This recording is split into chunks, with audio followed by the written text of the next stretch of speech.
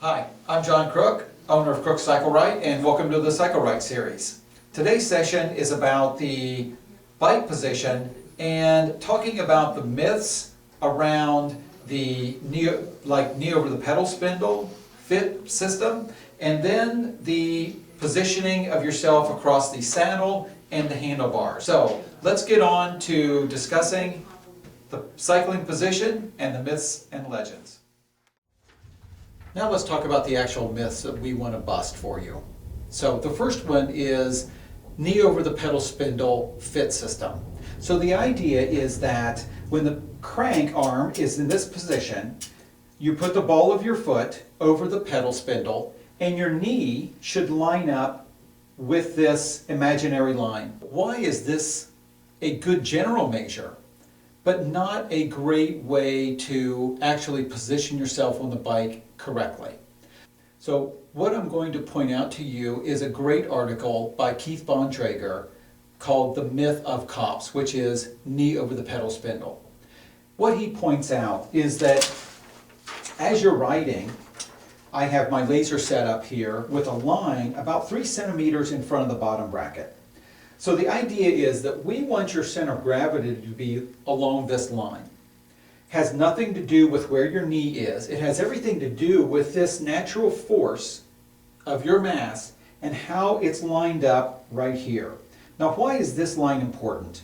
Because as you're cycling, you're going to develop the power of your cycling stroke as you push the pedal across the top, down, and then pull through the bottom.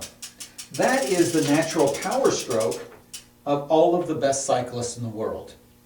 By positioning your body where you're developing your power across that line, and your center of gravity is allowing you to maximize the pressure down across that line, that arc, you're giving yourself the most forward motion for your metabolic cost.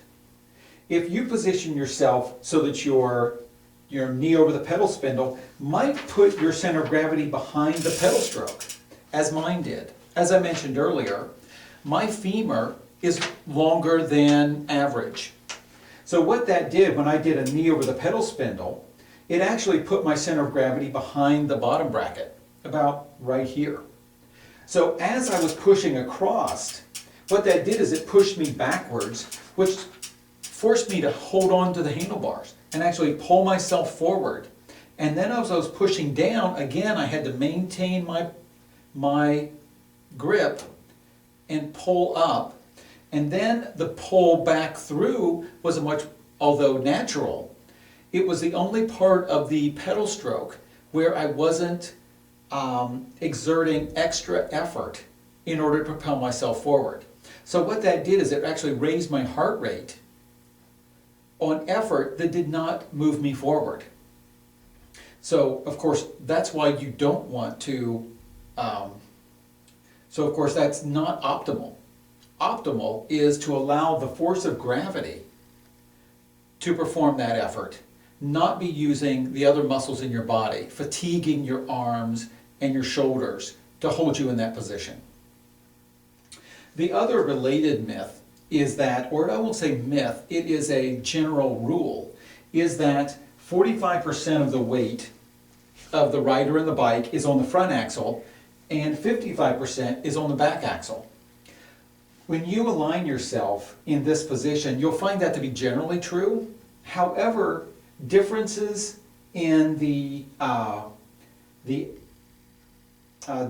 measure between your axles and where your bottom bracket is positioned, again, makes it a general rule.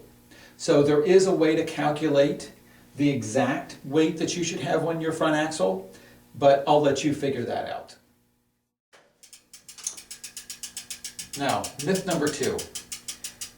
The idea that when you are in the bridge position, that the handlebars should hide the front axle from you, as to make sure that you are in the proper position, or that the handlebars are extended the right distance. Now what this is telling you is that, to be true, that it doesn't really matter that your torso length and your arm length aren't important in getting the right 90-degree bridge, or that the length of your torso, legs, and arms have anything to do with when you're in a standing position to achieve the right center of gravity as you're pedaling standing. So as you can see, the reason this is a myth is that the construction of the bicycle has absolutely nothing to do with where your hands want to be while you're riding. So the interesting thing is that when you're seated riding, the seat, the position of the saddle, determines your center of gravity position. When you're standing, the location of the handlebars determines where your center of gravity is. So the alignment with the front axle mechanically does not put you in the right position when you are standing. So don't worry about hiding the front axle when you're putting yourself in the right position. So staying on the bike for myth number 3, and that is the drop of the handlebars in relation to the saddle is determined by the type of riding that you're doing. So the idea is that a racer wants a very aggressive position and a touring rider wants a more relaxed position. Well, aerodynamically, this may be true. But as we discussed in myth number 2, what you really are doing with your handlebar position is building this bridge, which for a racer, sure, being in a lower position, will give you the same bridge, more aerodynamic position. But the important thing about your handlebars is that when you stand, again, that the position of the handlebars determines where your center of gravity is and the comfort that you can drive the power through the downstroke of the pedals. So that if you're racing, drop yourself down onto the lower bars.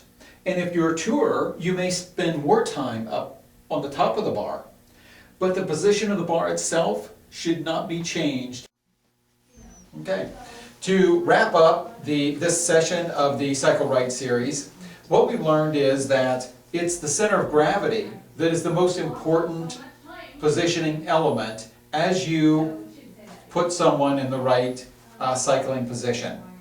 So there's 2 important elements to that. One of them is developing power across the pedal stroke.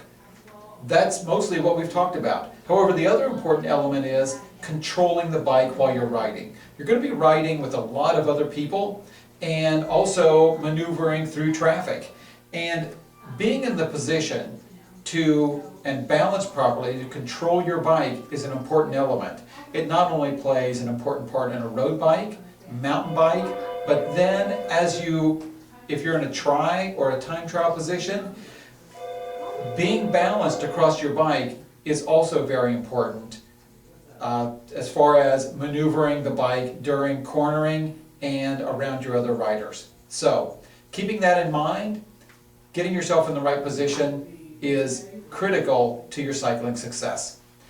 We'll see you again soon when we're talking about the myths of the pedal stroke.